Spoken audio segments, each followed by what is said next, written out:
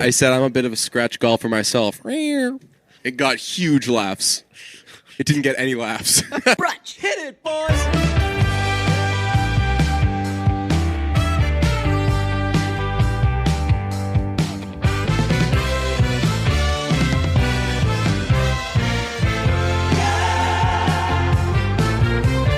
It was Monday yesterday, and people are pissed at Zac Efron Heat Check. I love when we can combine some of our hallmarks. Yes. When were we wondering about Zac Efron doing something stupid on social media?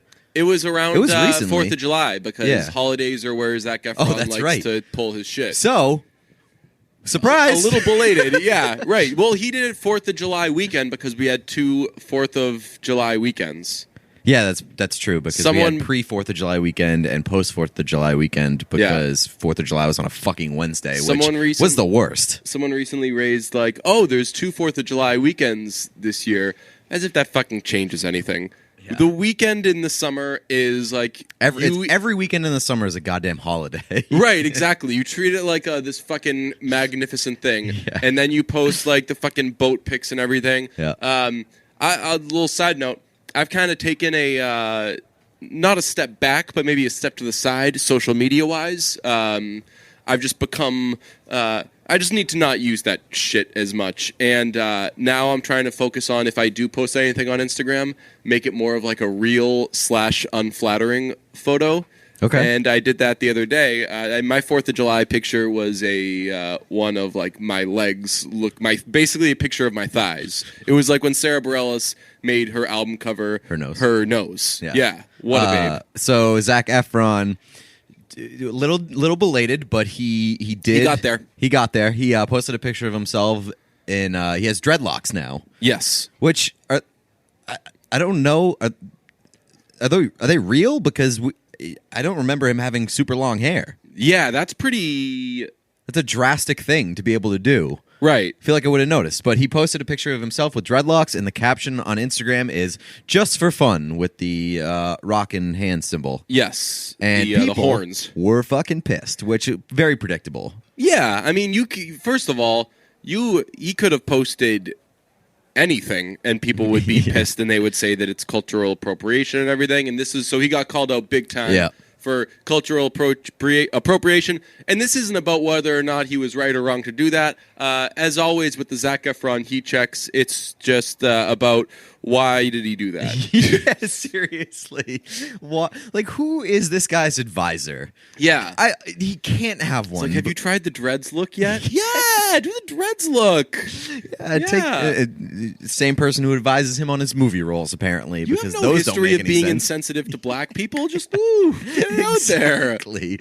Oh man, and it's like, it's not even like a goofy picture. It's a very serious picture of, be like, hey, check out my dreadlocks. I mean, I'm gonna be honest. Now. He looks pretty good in that picture. It's very difficult to tell like what's going on. The dreadlocks look terrible, to be honest. Well, they are not. What's it called? I haven't seen good dreadlocks in a few years. Yeah, I haven't seen the good ones in a while. What's Adam Duritz's deal? What's his ethnicity? Is he a white person? White man. Is he? Yeah. How come nobody gives him shit? Was he like the first? Was he early? Too early? Like dreadlocks have been very commonly worn by white people. Usually, like hippie sort of people, right? Yeah.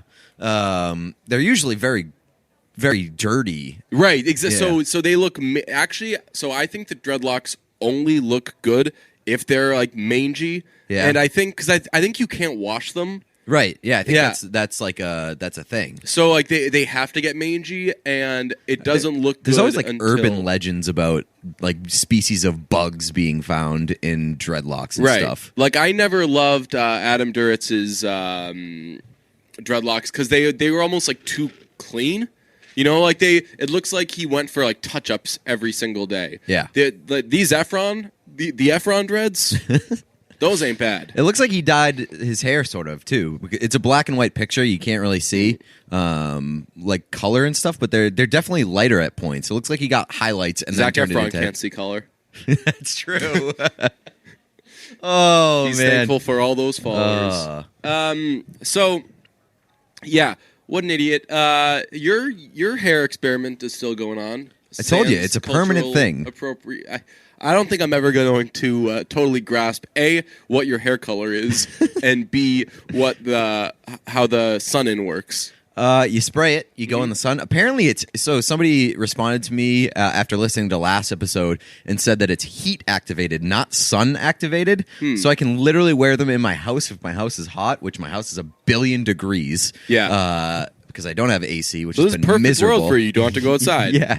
So you spray it in your hair. It's heat activated, and it turns your hair blonde. When this person told you that, did you respond, nobody likes to know it all? No, I didn't. I like to do that sometimes. If someone's helpful, be like, you didn't need to take me all the way there. You could have just started me in the just direction. push me in the right direction. Hey, you got some heat on the Cape. You went to the Cape, which is not a brunch staple. Anti-Cape I am guy. strong anti-Cape. You and I are both Maine guys. Yep. Yeah? Maine for sure. Love Portland. Had to go to the Cape this Shouts weekend. to Gunkwit. Yep. Dude, have you ever been to a Gunkwit? Yeah. Do you know it's steel? It's very gay. It's like the gayest place in the world, Very and I've gay. been going there my whole life, and I love it. Very gay. Has some decent food places, Yeah. but not a lot other than that. It's not. It's more old.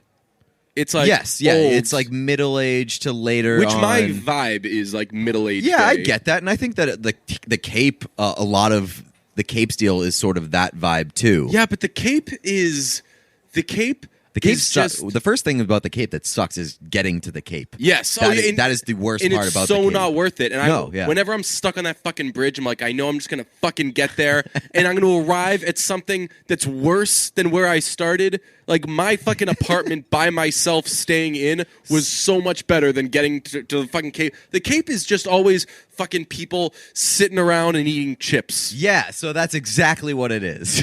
I'm like, yeah. That's exactly what And it then is. you go out But for ice here's- cream. But yes, that is On exactly a belly what full happens. of chips, That's you feel like exactly what shit happened. having had so many chips. Literally did and like, that yesterday. What, really? That is Ate a shitload of chips and then went for ice cream. That is and then every drove home for 2 hours. and you probably felt so bad. That is every Cape experience I've ever had. So here's why this Cape experience did not suck as much as I thought it was going to suck. I did not go to the beach. Okay.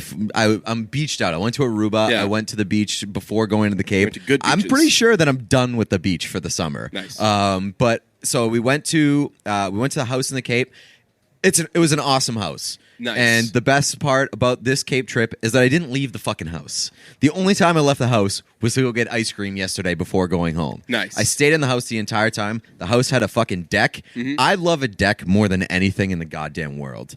I can sit on a deck all day, and I did for 2 straight days. Yep. Sat on a deck. It was a great backyard. Had like a lot of trees. It was enclosed. It was a very like serene, peaceful thing where I didn't feel like I was in the Cape. I could have been anywhere in the world. So that was the best part about it.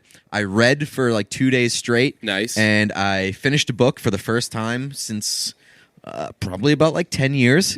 And, you know, it was just like a very peaceful weekend. And but I will say I could have done that anywhere. Yeah. I could have done that in Ogunquit and it would have been great. It sounds like the Cape brought nothing to the table other than the fact that this great house was in the Cape. it sounds like you can take Pete out of the house, but you can't take the house out of Pete. Yes. So it sounds so like you brought everything to the Cape. That reminds me. Last summer, I had probably my only good Cape experience as well, and it was essentially identical to that. It was like one of my friends who lives in Tennessee, who I never see anymore, was on vacation in the Cape. They had like this awesome house on the water for like a week, and she was like, yo, crash my family's vacation. And I, for some reason, did not feel weird doing that. And I went to the beach for like a little bit, but it was mostly hanging out on this awesome deck, drinking whiskey, brought my guitar. It was like a lot of sing-along type of shit. That you could do anywhere. That was not about the Cape. That was about the people and about the shit that fucking we did. Chips didn't take us anywhere. So one of the good things about like a shitty place, not a shitty place, but like an unexciting place like the Cape or Ogunquit or any of those other like regional vacation spots, you don't feel bad about not doing anything. You don't feel bad about not leaving the house for a couple days because Those places are always going to fucking be there. And if you have a sick vacation house, you want to enjoy that rather than like, oh, I'm going to go to the fucking beach at the Cape. See, I can go to the beach at the Cape anytime I fucking want to. It's Right. 2 hours away. But they have the Cape has a lot of the what are they called? Horseflies. Yeah. Those things suck. Yep. You know what else the fucking Cape has? What? Sharks. Oh yeah. Like that's on top of all the shit that's bad, you can get eaten. Yeah. And like even Maine doesn't. I feel like Maine doesn't have sharks. Nah, Maine's. I don't think so. I don't like to think so. Yeah. So overall, not the worst Cape experience because I didn't want to kill myself all weekend, but it was one of the better Cape experiences. But again, I wouldn't chalk it up to like it was the Cape's doing. It was the house's doing. On Saturday, I had like a hangout in the house kind of experience. It was my sister's birthday, and everyone was celebrating that in Maine. And then at night, I had my cousin's bachelor party. So it was like an action-packed day. Started off, went to spin class at 8 a.m., which crazy. Mimi! I don't know how I got up that early. I'm becoming a morning person. What's that? I said I'm becoming a morning person. I'm becoming a restless, can't sleep at night, and then when I wake up in the morning, I'm just a disaster. I'm telling you, man, the summer seasonal depression is a fucking thing. That's a wild thing that you suffer from. Like I'm the happiest that that I could ever be in the summer. I normally am. It started last summer. I don't know what it is. I just fucking switch things up, and now usually in the fall through the winter, I have all this fucking momentum, and I feel great. And summer, I'm just kind of fucking. Summer, I do like a lot of sit in my apartment and drink beers by myself. I feel like you need a switch up in your life. You need to get like you need an apartment with a deck. That's what you need. I have a deck. Do you really? Yeah. Oh, you fucker! I wish I had a deck. It's like a bad deck though. Yeah.